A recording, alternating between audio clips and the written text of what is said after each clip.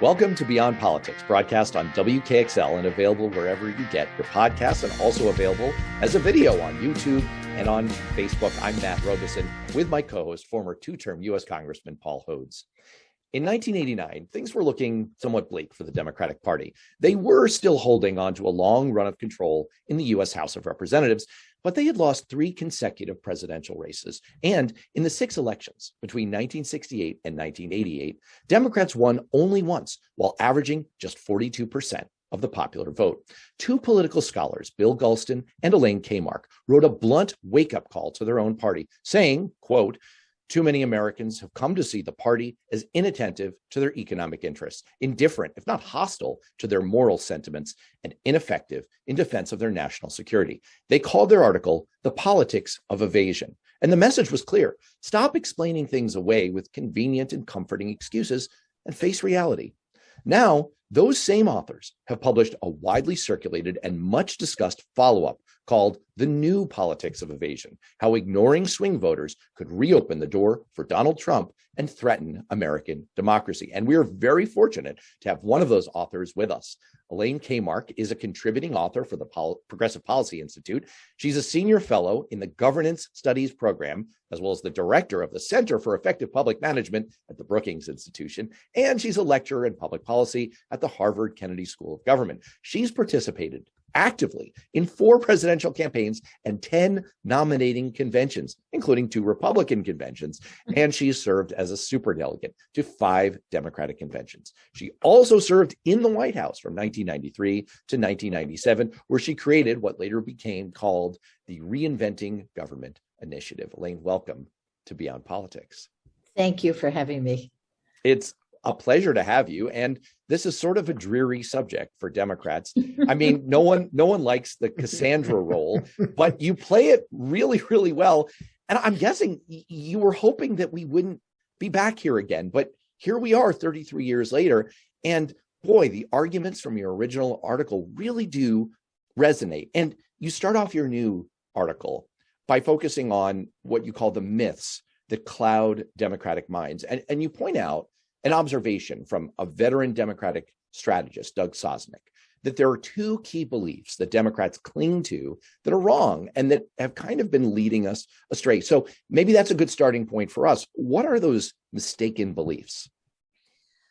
Well, thank you for having me. And of course, it's always great to talk to people in New Hampshire because everybody in New Hampshire cares about politics, and that people like me love New Hampshire for that very reason.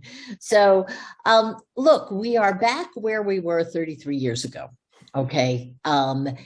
We are creating an image of a political party that is fundamentally out of touch with the Americans that we need to vote for us, particularly these swing voters. The country is incredibly closely divided. The people thought when we got rid of Trump, there was this huge sigh of relief, and we took the Senate, and huge sigh of relief. But people didn't stop to think just how narrow that victory was. I mean, it was literally, you're talking about 40,000 votes in 3 states. Could have changed. We could have had Trump again. That's how close this was. And because the country is so narrowly divided, the swing voters mean a lot more than they even did in the past. There are fewer competitive states, and they are closer and closer. So that's why we have to pay attention to the swing voters. How did we get sort of off course? We got off course because we elected Obama in 2008. There was this wonderful outpouring of young people, the millennial generation, into the electorate. And remember, youth doesn't matter unless there are a ton of them, which is why when we look at politics, the baby boomers mattered, and how they behaved mattered, and the millennials mattered. And in between, frankly, they don't run the electorate the way the millennials did. So the millennials came in with a new set of values, certainly a set of values more akin to the Democratic Party's values, elected Obama not once but twice, and left everybody thinking that we had turned a corner somehow in America. The problem was we didn't. Okay. And while demographic change is inevitable, it is also incredibly slow. And it does create a backlash. So we're in this spot now where we once again have to confront the arithmetic of our values. And that's a hard thing for people to do because us Democrats, we just want to live our values. But there's an arithmetic behind it, which says we can't win unless we pay attention to some other things. So you're pointing out a serious misperception. To some extent, as observers of the political scene, it looks like both parties have convinced themselves that mobilizing their base is the key to winning elections. But I think it's particularly true of Democrats whose power is concentrated in fewer places than Republicans, sort of isolating some Democrats from what the rest of the country is going through. In the case of Democrats, the misperception gives carte blanche to swing as far left as they like. And you wrote in your article, and I'm quoting, "Too many of the most vocal Democrats have adopted stances on fraught social issues, policing, immigration, public schools, and others that repel a majority of Americans because a substantial portion of the Democratic Party has convinced itself that Americans are ready for a political revolution that transforms every aspect of their life." You know, I mean, really. Yeah. And so do I get that right? Is that Absolutely. What's going on? You absolutely do. And I'll take you back to the 2020 Democratic primaries. In fact, I came up to New Hampshire for the big debate between the candidates. I remember it well, not only because it's great to be in New Hampshire all the time, but also because it was about the last thing I did before the world shut down. And those primaries featured candidates endorsing things like abolishing ICE, which is the Border Patrol, enforcement agency. And God bless him, Joe Biden was the only one on that stage who said, "No, I'm not for that. We're not for open borders." And yet I can't tell you the number of times I've been invited on various radio shows, sort of center and right-wing radio shows. And the first thing they say is, "Oh, well, you're a Democrat, so you must be for open borders." And I think, no, and none of the Democrats that I know in Congress are for open borders. Nobody's for open borders. But what happens to Democrats, because and part of it was we were so appalled at Trump's behavior on the border, that some people went all the way in the other direction to open borders. That's nuts. And we don't say no clearly enough. Now, again, going back to the campaign, Biden was pretty good at this. He had a good ear for this. He said, remember several times he said, "Am I a socialist? Are you kidding? I'm not a socialist. Look at me. Do I look like a socialist?" Remember, he was very, very, he really kept knocking that down and knocking that down. But we have candidates running out there as in Democratic primaries with a Democratic Socialist label. And the Republicans are only all too happy to paint the entire party with that brush. And we don't stand up for the center strongly enough. I think that really does connect the point you were just making to the way you structure your whole article, which is around three core myths that are persistent and that seem to pervade Democratic politics these days.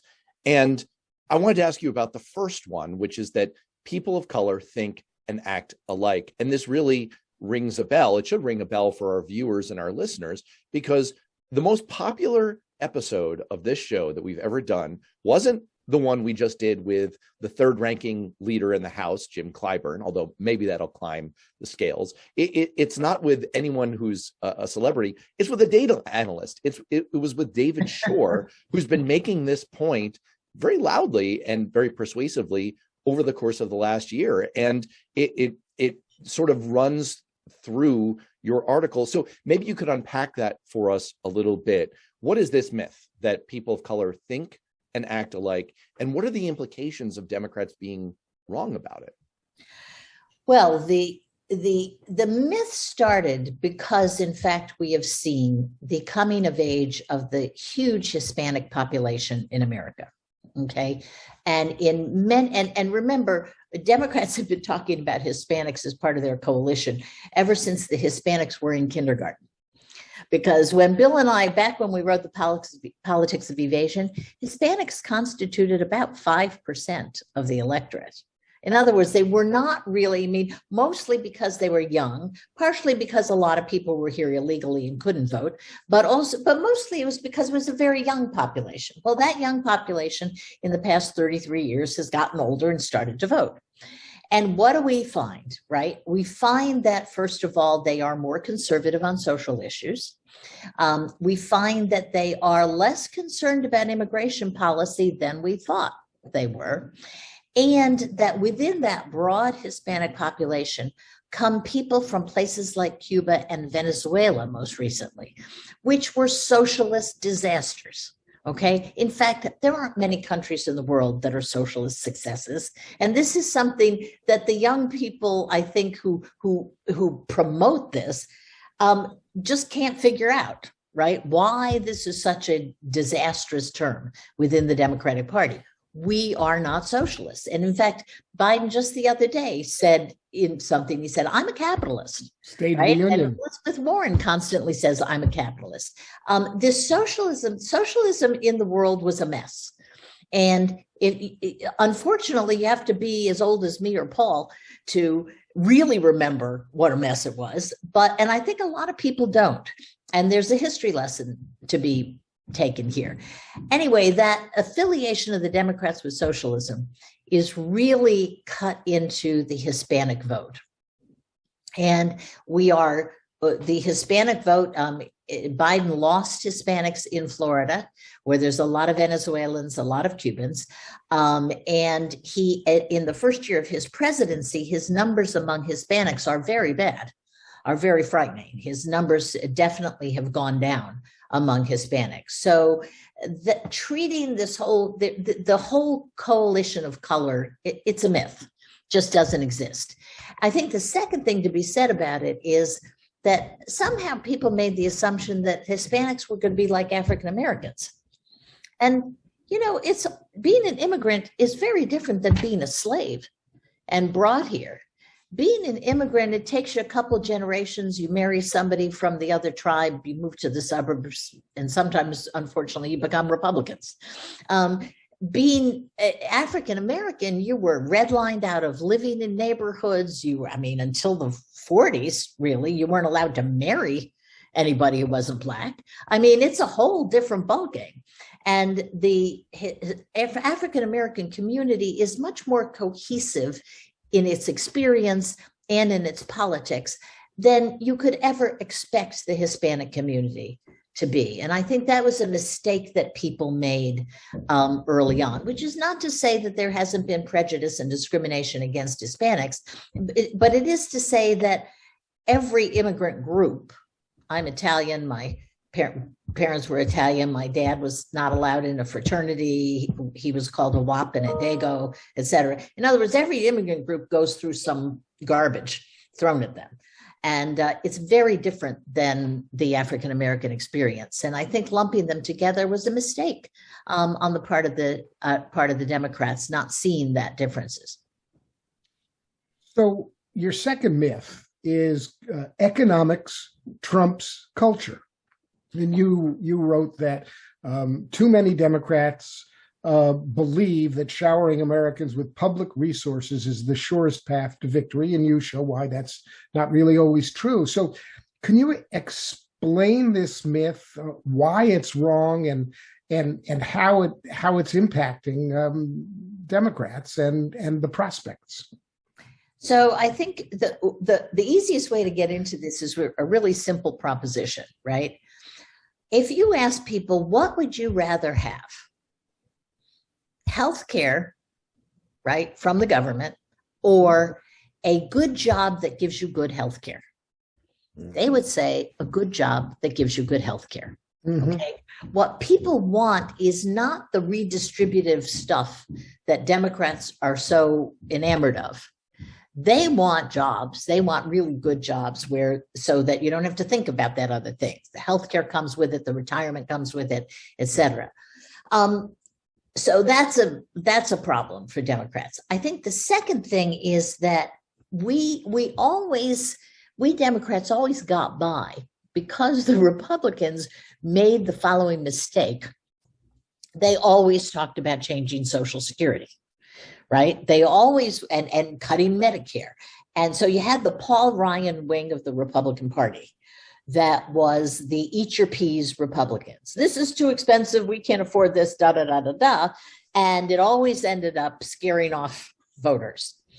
Donald Trump comes into this race in 2016, and what does he say time and time again? I'm not going to touch your Social Security. I'm not going to touch your Medicare. Done. He takes away one of the Democrats' most powerful arguments, because we were always the protector of the social safety net. And in fact, I just read this morning in an article about the intra-party fights in the Senate that the guy, Senator Scott, who put out this plan for the Democrats, for the Republicans, talks about cutting Social Security and cutting Medicare and repealing Obamacare. Okay, right. And not surprisingly, Mitch McConnell is furious at him, right? Because that's a polite way to say it. Yes. What? That's a polite way to say it. Yes. Yes, but it basically what Donald Trump did for the Republican Party is get them out of the position of threatening people's social safety net. And we can't, that makes it really hard for us to get back. And now he can run on values and on all these other things. And in fact, you say in your article that social, cultural, and religious issues are real, and in many cases, more important to voters than economic considerations. Yeah. I mean, if you look at people who are pro-life, you look at people who are pro-big defenders of the Second Amendment, there's no economic relationship there, right? I mean, those have nothing to do with economics. These are you find people all across the economic spectrum who have those positions. Those are lifestyle positions, values positions, and they're meaningful. And we make the mistake of thinking that, oh, look, we've got this great big plan for giving you lots of money, and that somehow that's going to overcome your beliefs on these other issues. And it simply doesn't. And you also point out that FDR foresaw in the creation of Social Security that there is a version of this that voters respond to, but it involves them getting benefits back that they pay into. That's exactly right. And, that story is not well enough known, I think, by the current generation, which is at the time FDR was putting together the Social Security Act, he was being advised by a bunch of immigrants from Europe who came from a different model, and they wanted to create the European welfare state where pensions were basically put into place by the state. And he rejected them all.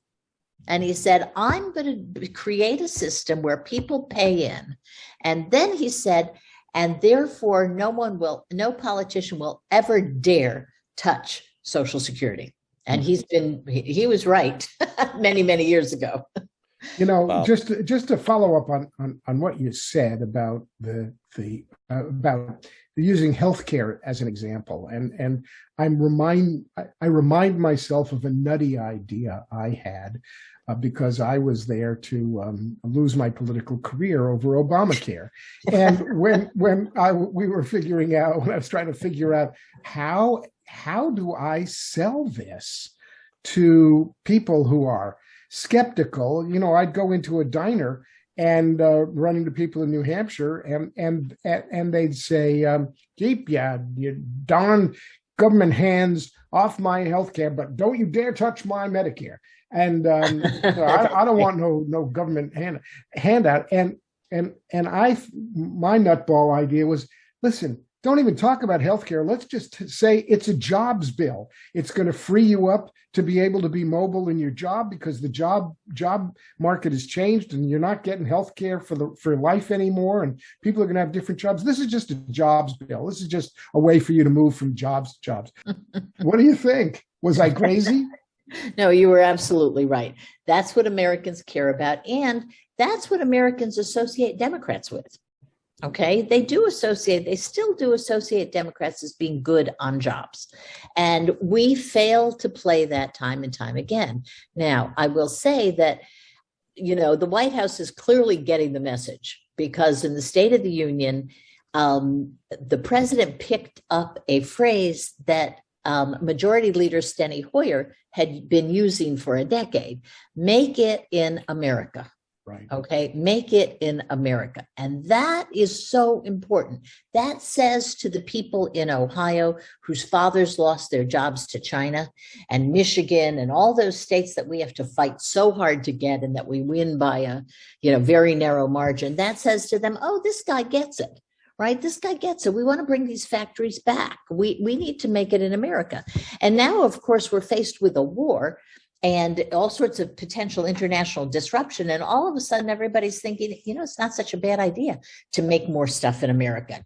Computer chips, and anybody trying to buy a car these days. I had to buy a new car, and it's a horrible experience because it's so expensive. But one of the reasons is the chips. We don't make chips here. So I think that one of the things that Democrats need to do is wrap everything around jobs, just as you did, Paul, in your campaign. And I'm sorry it didn't work, but it is the direction in which the party has to go. We have to become the party of good jobs, not of government handouts, because nobody that's likes a perfect segue, actually, to your third myth, in a way, isn't it? Because your third myth is that a progressive ascendancy is emerging. Those are a lot of actually great words, but this idea that everyone's buying in now these days. There's a majority of us who are right on board with progressive Twitter or whatever. And you say that, in fact, not only is that not true, but, and I'm quoting here, for reasons of education and income and geography, many Democratic voters and leaders are far removed from the daily experiences and cultural outlooks of non-college voters. And I really want to punch the end of that sentence there, because you are talking very much in what you were just saying a moment ago about non-college educated voters and the preponderance of that type of voter, especially in these swing upper Midwest states, and how this misunderstanding of cultural emergence is really clouding our judgment when it comes to winning this critical segment of voters.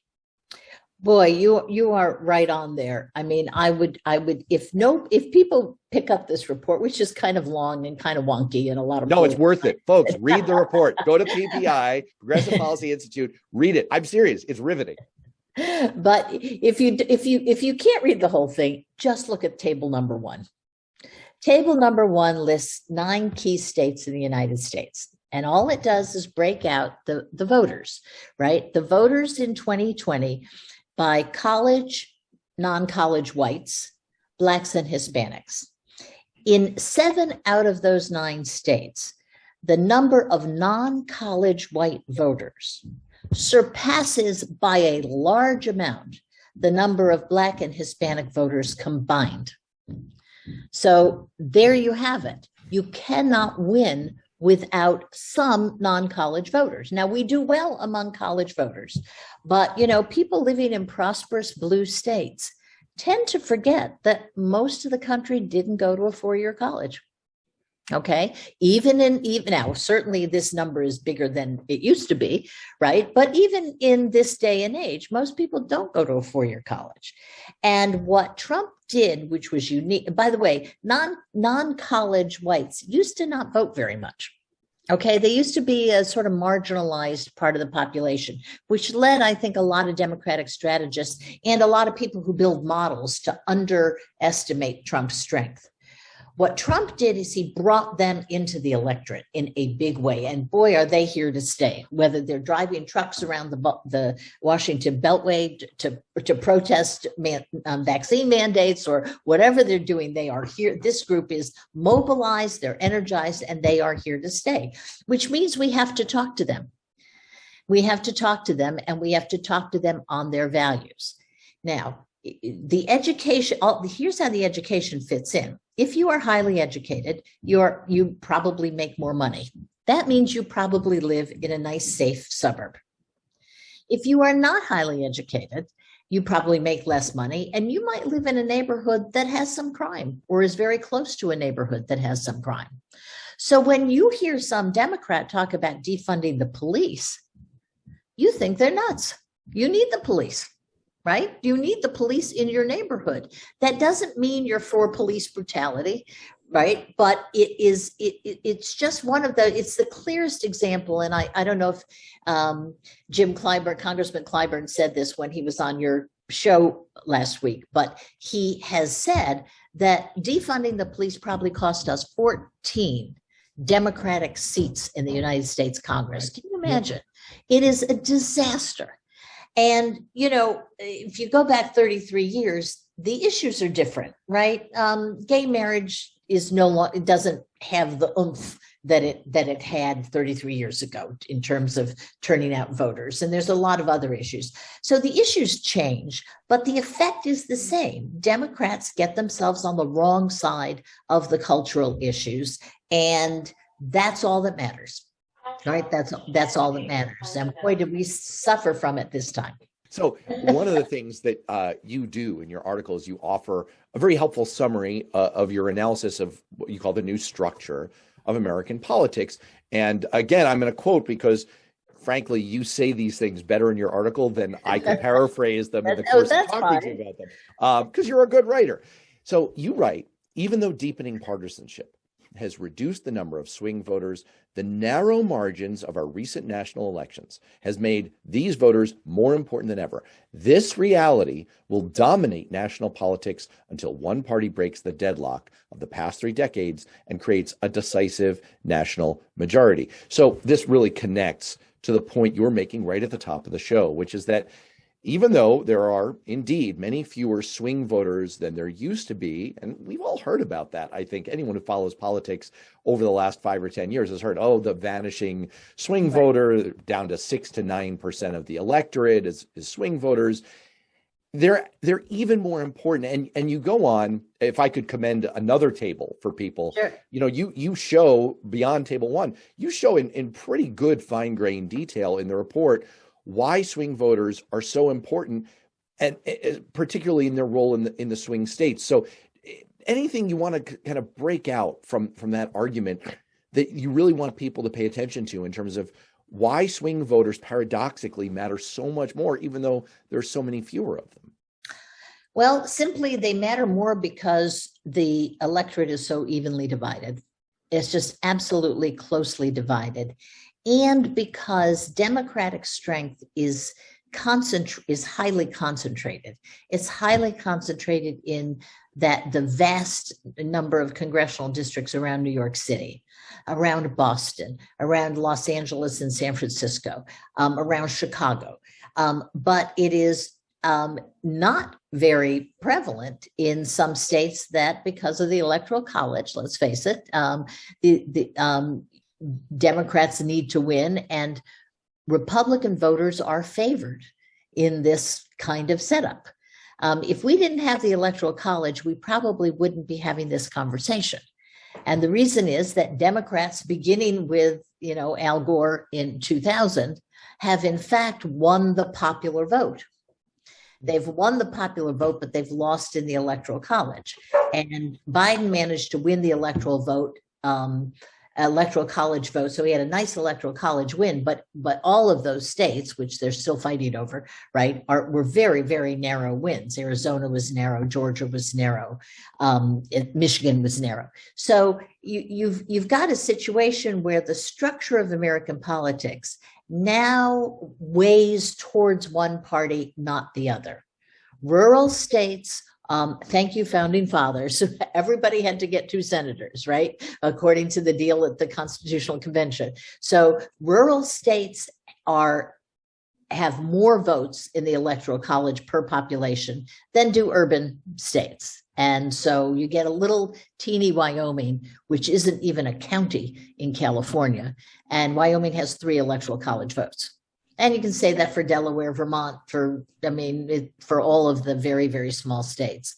And so that has caused quite a problem in our modern politics, right? And it means that the Democrats' concentration doesn't allow for a true reflection of their strength. This happens in congressional races too. In many, many congressional races, if you add up all the votes for Democrats across the country, there are more votes for Democrats than Republicans, but Republicans win more congressional seats. Okay, so we're just in a fix here. And we're not going to change the Electoral College. I mean, some people are trying, and God bless them. I hope they succeed. But the fact of the matter is we're probably not going to change the Electoral College, at least in the near future. So we've got to come to grips with this reality. One of the things that runs through both reports, the old one, the 1989 one and the new one, is that the strategy doesn't make sense when it comes to just plain old arithmetic. It's just arithmetic, and it just doesn't work. There are not enough people where the Democrats are looking to create winning majorities in the states that you need to win. In reading your report, a couple of things struck me. Number one was you're counting the counties for Democrats and Republicans, because when you break it down to counties, it's amazing. I mean, it's like, wait a second, why do we even have Democrats if the counties, if there's such disequilibrium in the count of counties?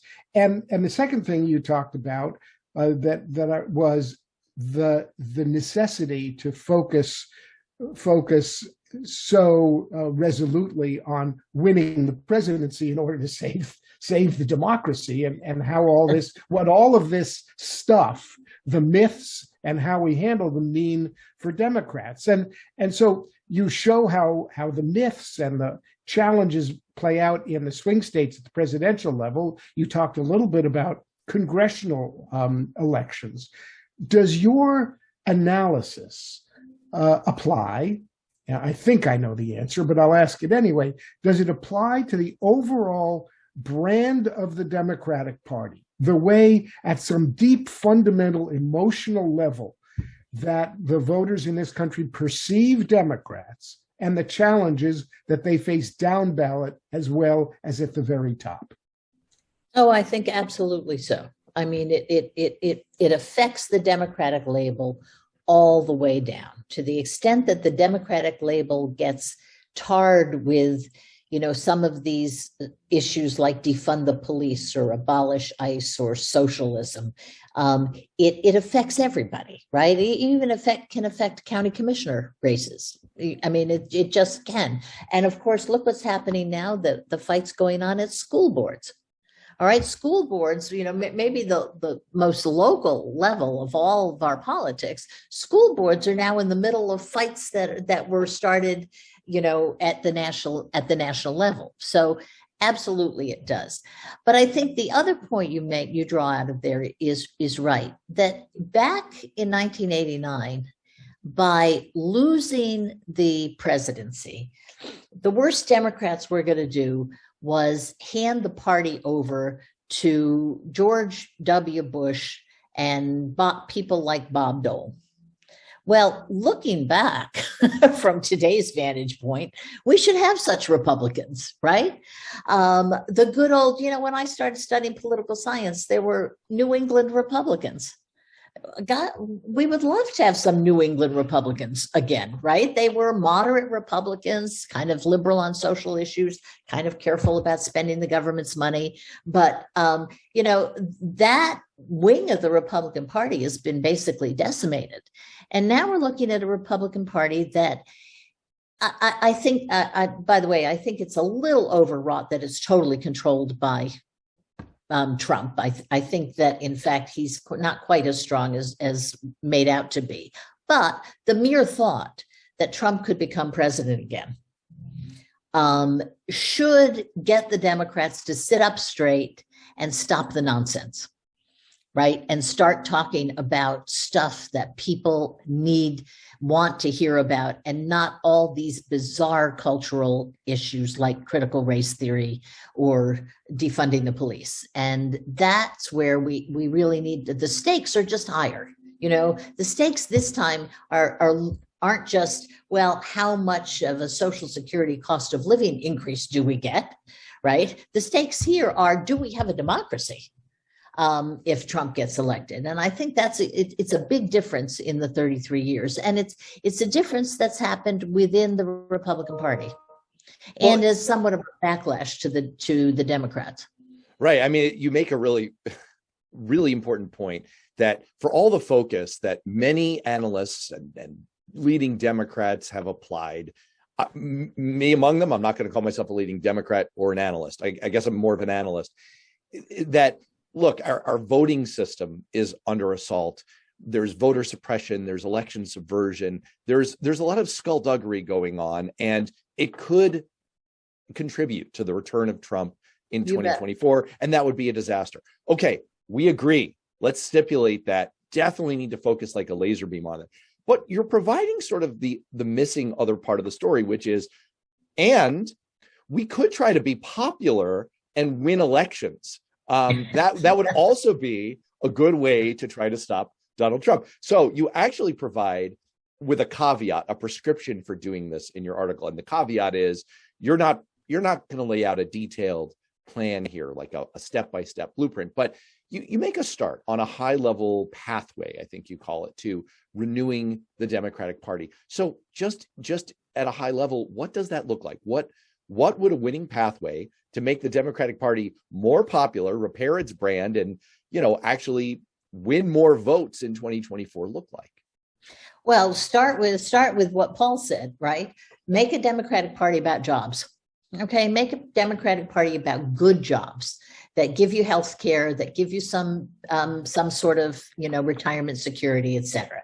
Wrap the Democratic Party about jobs and economic opportunity, and not about government handouts. I think the backlash to Build Back Better was a real lesson. Build Back Better ended up looking like a bunch of government welfare programs, which is not where American people are. Okay, so I think that's the first step.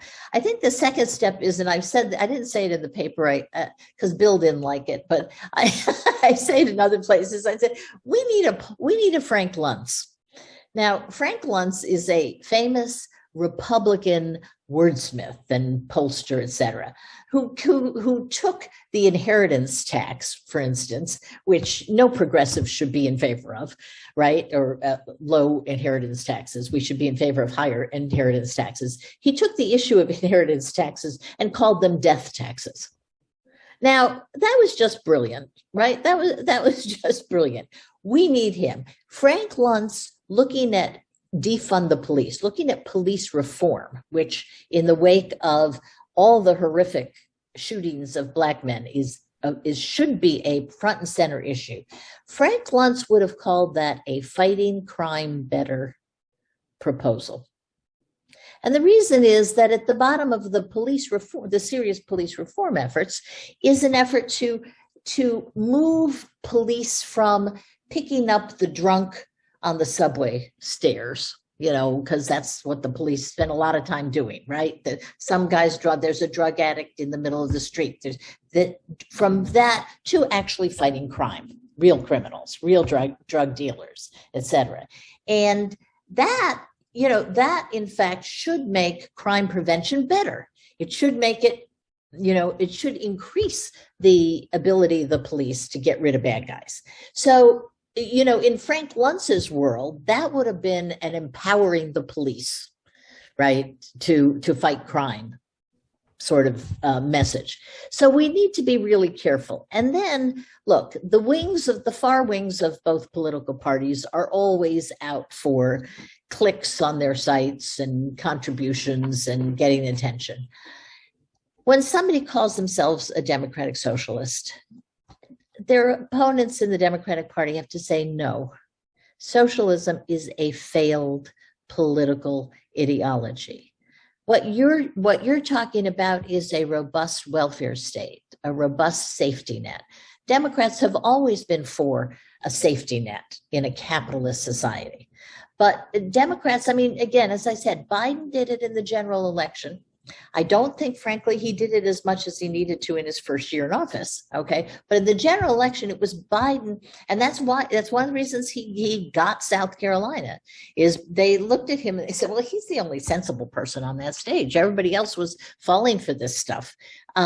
So I think Biden did it. Biden needs to do it more. And Democrats up and down the line need to do that more. And just to follow up on that for a moment, you alluded a moment ago to the search for clicks, the search for donations, and sort of the increasing heated fundraising driven rhetoric that exists in the email inboxes of America and also in the social media feeds of America. And it makes me wonder, look, you were instrumental in helping to lead our way as a party out of this problem last time, 33 years ago. And I just wonder, is it possible to do again in the new political and technological reality we find ourselves in with, highly progressive bot and Russia-driven world of social media where algorithmic amplification drives the most extreme content? Are we going to be able to find our way out of this one?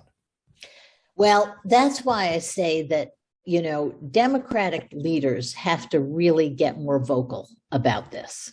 Okay, because they're all my age, Paul's age, right? They harken back to a different era. I mean, I think it's great that my report got a lot of clicks, but it was when David Brooks wrote about it in the paper of the New York Times that it mattered to me. We're kind of old-fashioned creatures. And I think it's the party has been slow to realize how much stuff that we think is sort of nonsense infects the general population because of the what do you call it? The algorithmic something? Algorithmic amplification. I mean, that's a mouthful, but it's a great phrase. Right? Facebook likes the extreme clickbaity stuff. That's right.